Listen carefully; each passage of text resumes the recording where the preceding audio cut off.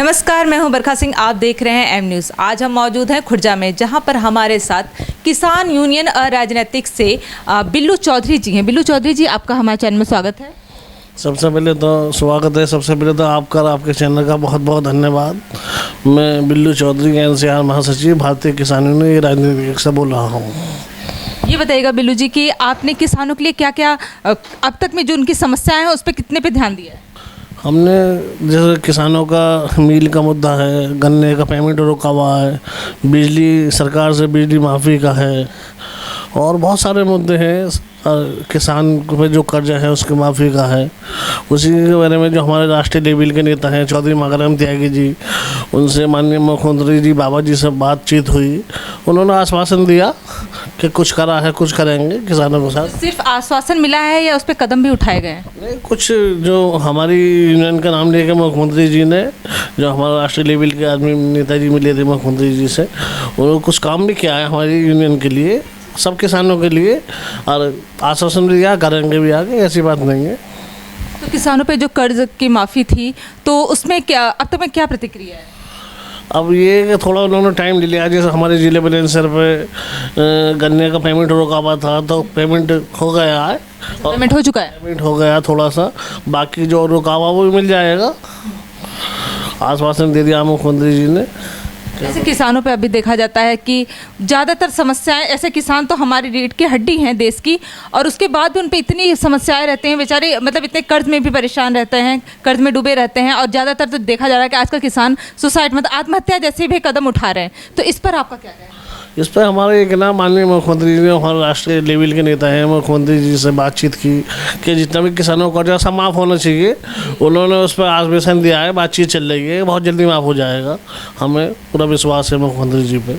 तो मांगेराम त्यागी जी जो कदम उठा रहे हैं और जो किसानों के लिए सोच रहे हैं, आप क्या उनसे पूरी तरीके से सहमत हैं?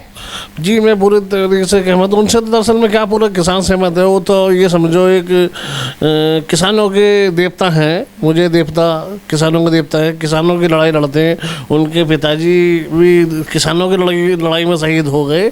उन्हें तो सिर्फ किसानों की लड़ाई लड़नी है, दूसरा कोई काम भी नहीं है। लड़ते लड़ते उनके पिताजी भी किसानों की लड़ाई में शहीद हो गए। मतलब उन्होंने अपना पूरा जो जीवन है वो किसानों के लिए समर्पित कर दिया है। जी जी, उन तो सुबह निकलते हैं किसानों की लड़ाई के लिए, रात में लड़ते हैं, और मैं तो बहुत धन्यवाद देता हूँ उस जैसे आदमी किसानों की लड़ाई लड़ने लगे। और भी बहुत सारे आदमी जो लड़ने लगे, जैसे लड़ाई वो लड़ते हैं तो किसानों को कोई परेशानी नहीं आएगी फिर, जितनी अच्छी लड़ाई वो लड़ रहे हैं किसानों की। अभी बिजली बिल माफ़ी का बात आई, मुख्यमंत्री जी से बात हुई तो मुख्यमंत्री जी से उन्होंने कहा, मुख्यमंत्री जी ने भी कहा कि हम बहुत जल्दी किसानों का बिल भी माफ़ करेंगे, बहुत जल्दी माफ़ होगा। आप क्या क्या कदम उठाए, क्योंकि खुर्जा के भी आसपास काफ़ी गांव हैं और ज़्यादातर लोग यहाँ के किसान भी हैं, तो इस पर आपका क्या कहना है कि आपने अब तक में क्या क्या क्रियाएं की हैं किसानों के लिए? हमने तो किसानों के लिए ये सब जो बिजली का माफ़ी है और गन्ने का भुगतान है, इसमें हम भैया जी के साथ ही रहते हैं, त्यागी जी के साथ। हर मामले में कमेटी में भी हम साथ रहते हैं। जो उनका पूरा समर्थन है आपका? हमारा पूरा समर्थन है ना। उनका आशीर्वाद हमारे साथ हमेशा रहता है। चौधरी माखनराम त्यागी जी का भाई हमारे बड़े हो। और देश से कुछ कहना चाहेंगे? देश से ये कहना चाहूँगा मैं कि किसानों को 80% किसान हैं।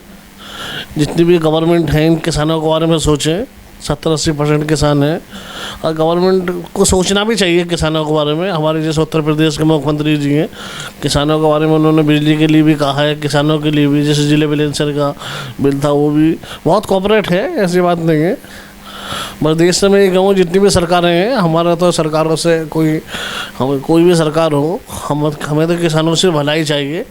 किसानों जैसे कर्जा है, आत्महत्या हो जाती है, जैसे बारिश के कारण खेती फसलें नष्ट हो जाती है, उसमें मुआवजा चाहिए। और इसका क्या होता है, बस ये मुआवजा होता है। किसान तो चला जाता है, कोई ऐसा तो है नहीं किसान वापस आ जाएगा, उसका मुआवजा चाहिए। बहुत बहुत धन्यवाद हमें इतनी जानकारी देने के लिए।